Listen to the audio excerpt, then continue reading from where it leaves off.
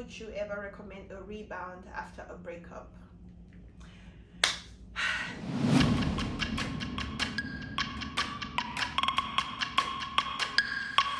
Yeah.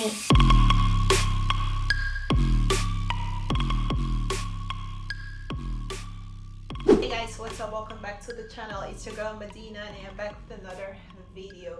Welcome to the channel. If you are new and if you are, please be sure to stick around, join this amazing family, subscribe, like, share, comment, all that good stuff, and let's just get right into the video, guys.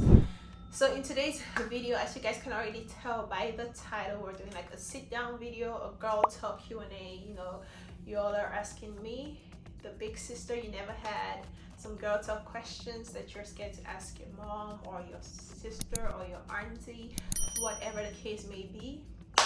I'm here for you guys. So please be sure to follow me on my Instagram, because that's where I ask you guys to send me your questions. I'm also gonna be sending in like a Google form where I'm gonna ask you guys to use that link to also send in like your questions or whatever you want me to talk about here in this video. And don't be afraid, because you're gonna be anonymous and no one's gonna know who you are. So we're gonna go ahead and start this video while I sip on my wine.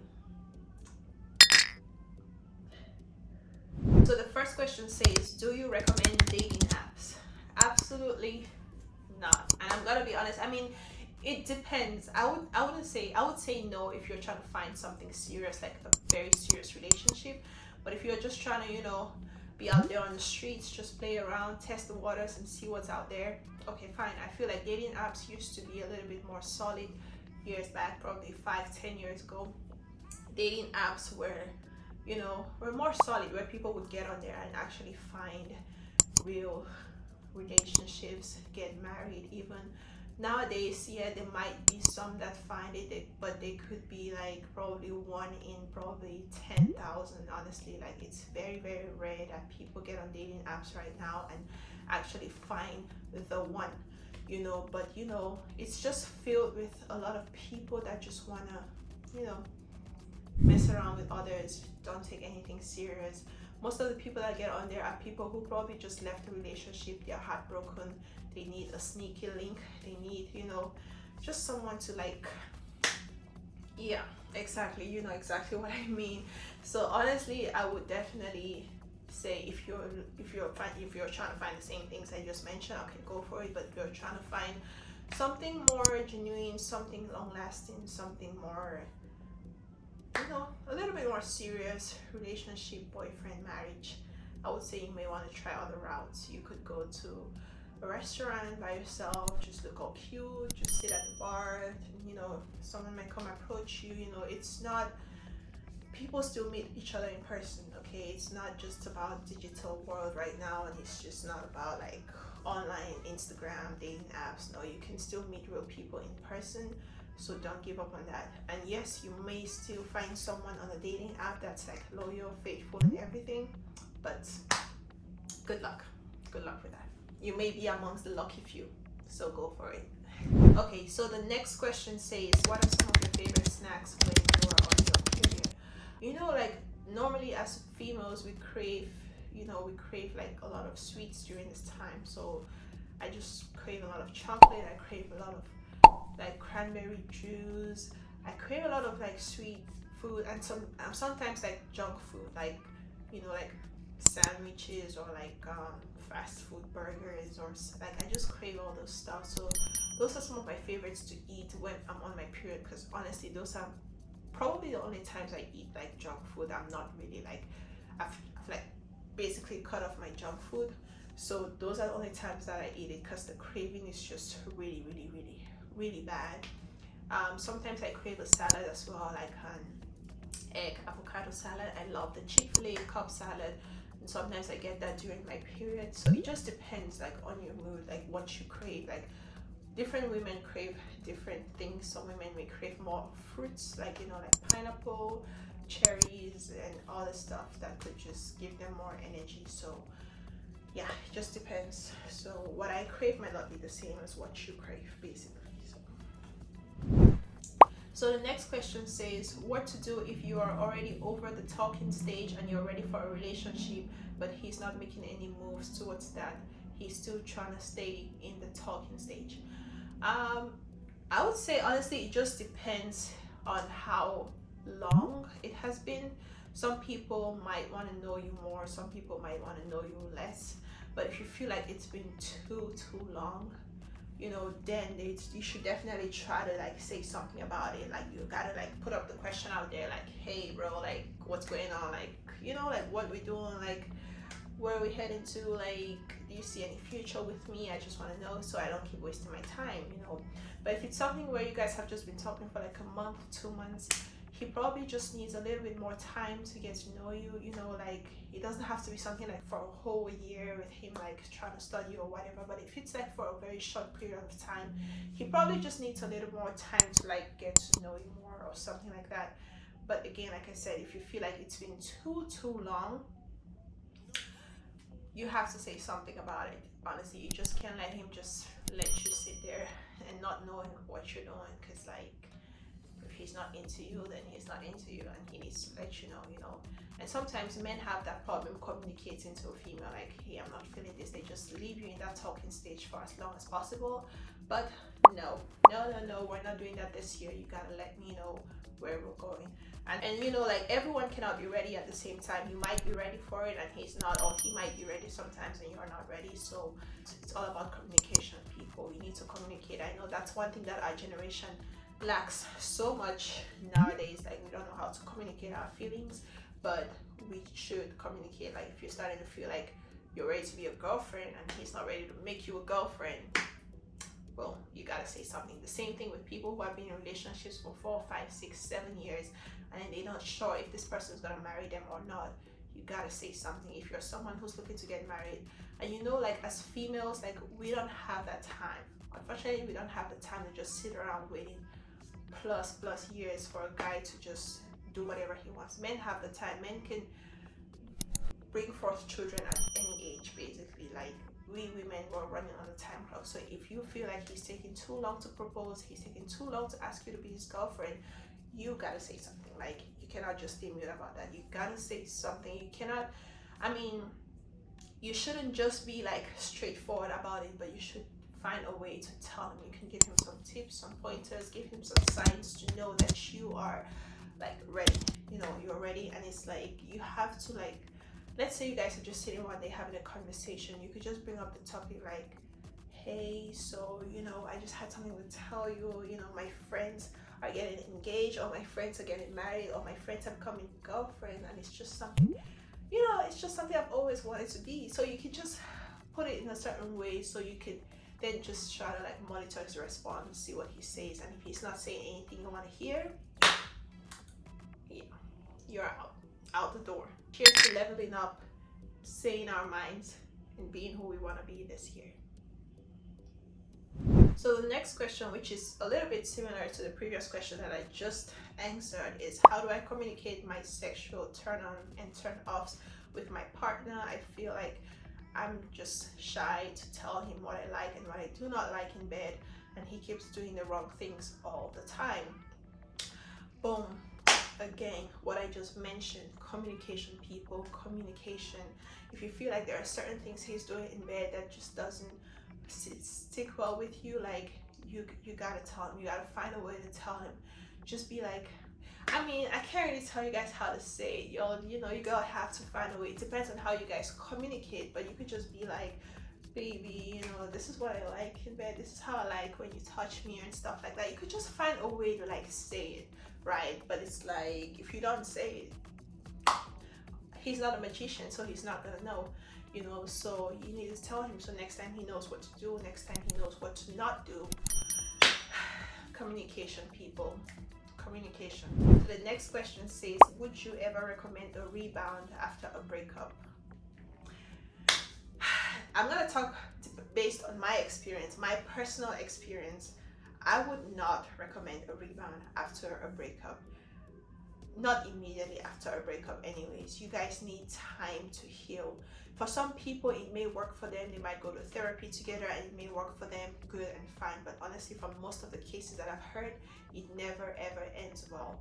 You guys broke up for a reason, and until you guys are able to come together to figure out why you broke up, what you need to improve on, you know, what are the areas I'm missing in, it's gonna trust me, it's gonna just come back. Like, it's gonna get back to right where you guys stopped, without any improvement, with nothing. So if you guys broke up and you've not figured out yourselves and you're trying to get back together, I absolutely do not recommend. And I say this because it happened to me personally. It has happened to a few people that I know.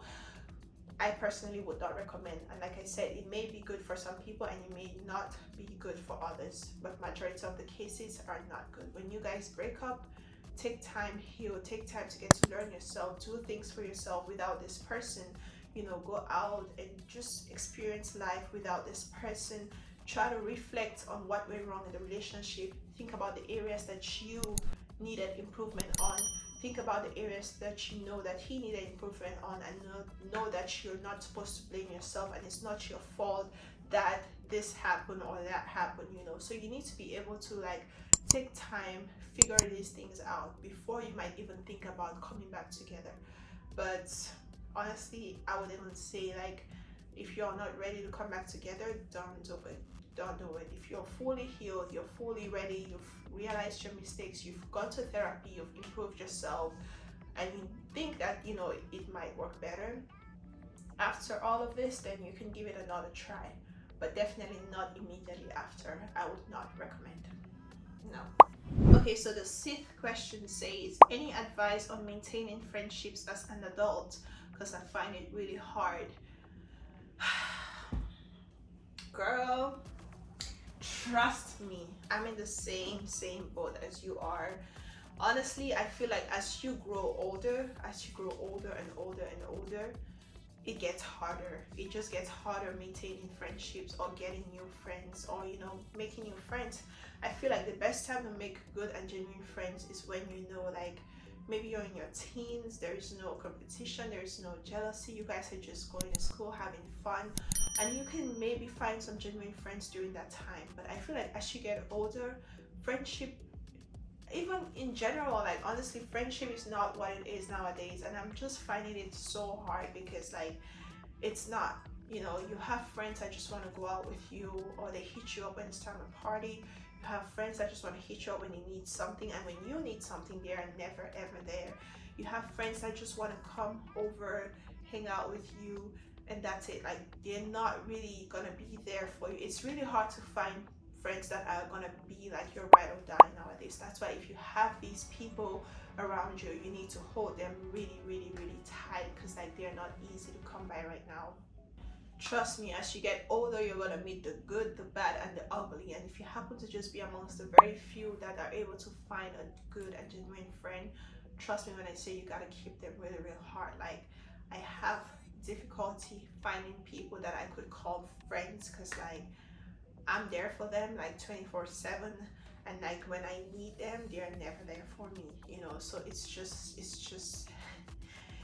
what it is, you know. It's what it is. But, like, yeah, I honestly relate with you on this, because, you know, like, I've been telling you guys, I'm trying to find genuine friends, and it's just getting harder and harder. People are not to be trusted.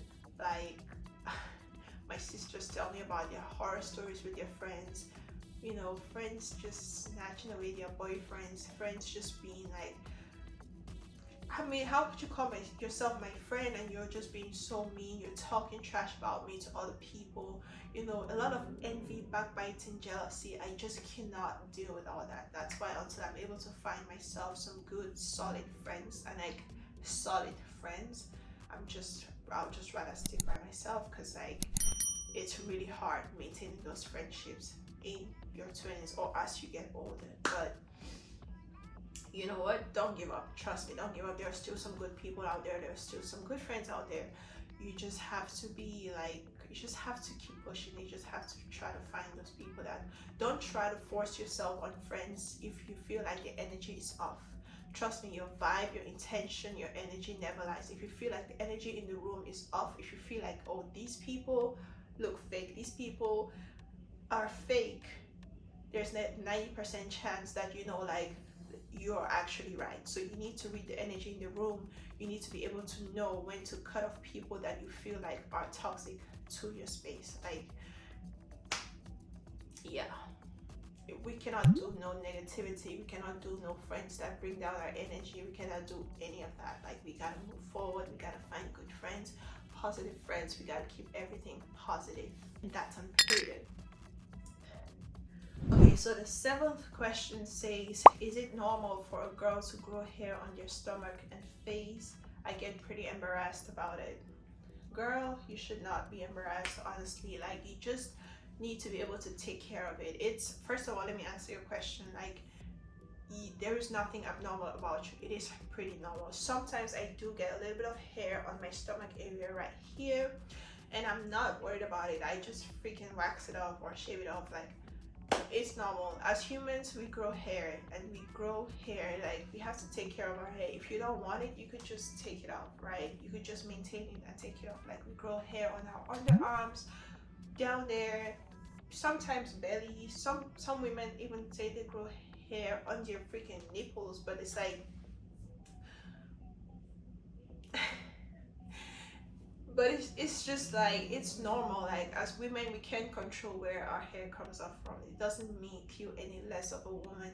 You know, you just have to be able to stay up to date and, you know, keep up with like your feminine hygiene, feminine care, how to take it off, how to maintain yourself better, how to look good, and you're gonna be good to go. You gotta do what makes you feel comfortable. Do not let anyone make you feel uncomfortable about yourself, about how you look, because you look that way for a reason. Now, we have no control over certain things, and our hair, or where our hair comes up from, is one of them. You have no control over that, you know. So if you feel like you have facial hair and you don't like it, scoop it out.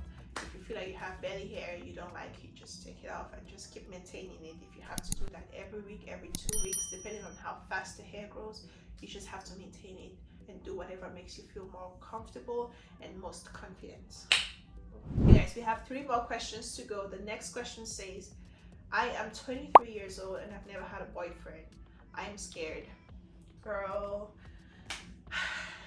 there is nothing to be scared about. Trust me. Like, if you're 23, you've never had a boyfriend, you know, it just depends on what you're doing. Like, what are you doing? What is stopping you from getting a boyfriend? Like, are you not being social enough? Because there's people that maybe just don't like going out, like, ever. Like, probably the only place they go to is like the mall, or like, not even the mall, probably like to go get food, come home, or just run basic and necessary errands, and that's it. They don't like socializing and stuff. So if you feel like I didn't really get the concept of the question, or why you don't have a boyfriend, or what makes you feel like you don't have a boyfriend, but you should not feel embarrassed or scared about it. Like, it's gonna happen at the right time, but I would say it doesn't happen if you don't do certain things to make it happen. You know, if you have friends, you need to go out with your friends, you know, hang out at places where there's guys, you know, look cute, have a little bit of makeup on, do your hair. Trust me, someone's gonna notice you. You know, you have to just put yourself out there, basically. You know, you cannot just expect to be staying home 24/7 and have someone knock at your door like, hey, be my girlfriend. You see what I'm saying? So it's like, you gotta put yourself out there. You gotta go out there. You gotta, if you don't have friends, let's say you don't have friends and you don't have friends to go out with, you gotta make friends. Like I was just talking about friendship. Yeah, good friendship is not easy to come by nowadays, but you gotta try to make friends. You gotta try to make friends, not just for like finding a guy or whatever, but for your own sanity, for your own mental space. Sometimes you just need to get out, make friends, socialize. So it just depends on the reason as to why you don't have. Maybe during the next video you're gonna send me a more detailed question and I can touch base on that. You can tell me exactly why you don't have a boyfriend at 23, so I would be able to know how to best answer the question, you know, because right now I'm just giving my own kind of like thoughts about it, about why you don't. So it just depends on you, but I would say, yeah, don't feel scared about it. 23 is still too young. Like, you still have your life ahead of you, so just don't worry about that. Like, trust me, don't worry about that. You got this. All right, so the 9th question says, what to do if your boyfriend has so many female friends? Ooh, this I don't know, you guys, it's like you guys are reading my mind, because these are some of the things that I've actually like gone through in the past, you know, like I've actually experienced in the past where I felt like my boyfriend was a little bit too close to his female friend than he actually was with me, and we had to actually sit down and have a talk about this, because baby, like, what's going on? Like, exactly.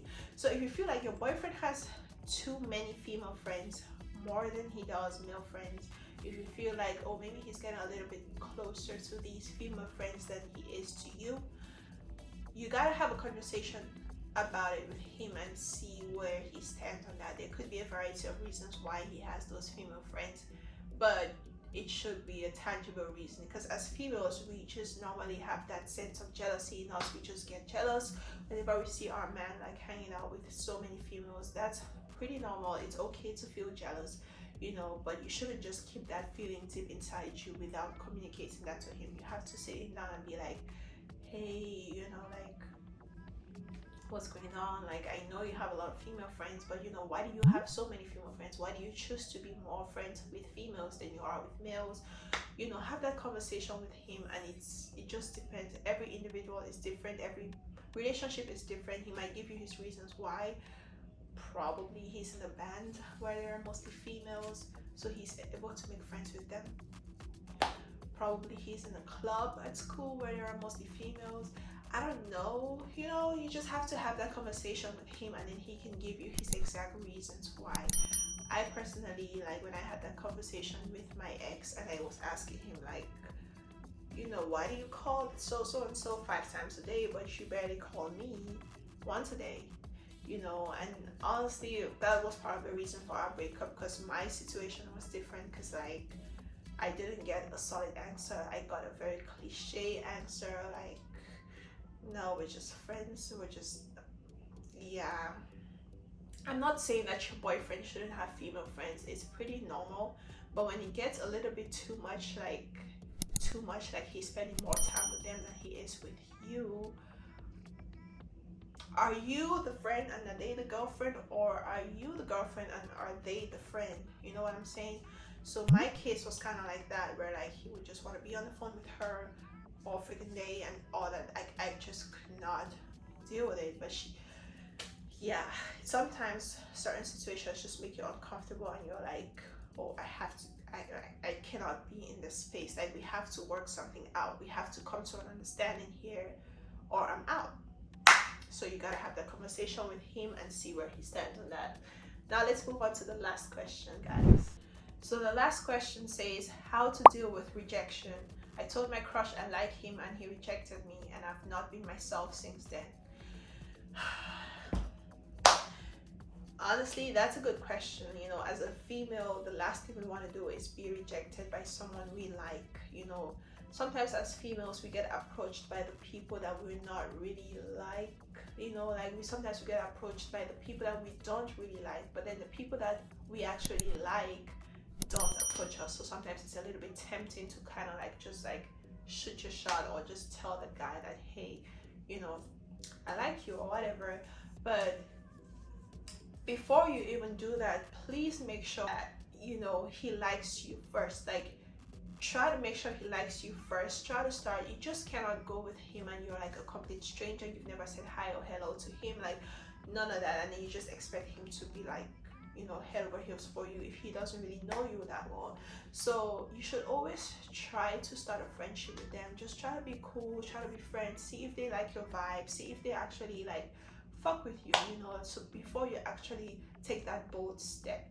I'm not sure what the situation was in this case. I'm not sure if you just went up to him and told him without, you know, going through, you know how we females are, we need to go through the corners before we actually say our mind. But dealing with rejection can be hard, trust me. I know. I've never done that personally. I've never shot my shot at any guy. I haven't had to, honestly, because like most of the guys that I like have actually been like approaching me. But I can imagine how it would feel. Like, I can just imagine myself in your situation, and I can imagine how it would feel if I was in that situation and I was going through the same thing. Like, I would not want to feel like that, like you feel. So this is what I would tell you to do. I would tell you to get up, look at yourself in the mirror and say, It's his loss. Okay, it's his loss, because you are a bad bee, you are a fine ass woman, and if he doesn't see that, mm, he's out. He's out the door. Okay, never take it as your loss, take it as his loss, and that will build your confidence. You need to do things to build back your confidence, because it's not easy to just like be rejected. I know it's not easy, but you have to also just snap out of it. You gotta snap out of it, honestly. There's no patting on the back, there's no sugarcoating anything. You gotta be able to just stand up, be yourself, look at yourself in the mirror and say, he said no to this. Oh baby, it's his loss. Okay guys, so those were the 10 questions that I'll be touching on in today's video. Let me know if you guys like these videos. I actually love it. I love filming this. I love connecting with you guys more. I love knowing a little bit of you guys' stories, you know, a little bit personal. I love when we get personal and stuff. And again, if you want to send me your questions, follow me on Instagram. I would put up a poll regularly so you guys can send your questions. And I absolutely loved filming this for you guys. Let me know what other videos you want to see. I'll be so happy to film this again and again and again for you guys, because I love filming videos for you guys. So yeah guys, don't forget to follow me on all my socials, like, share, comment, and subscribe to the channel if you are new, and I'll be sure to see you guys in my next video. Love you guys. Peace.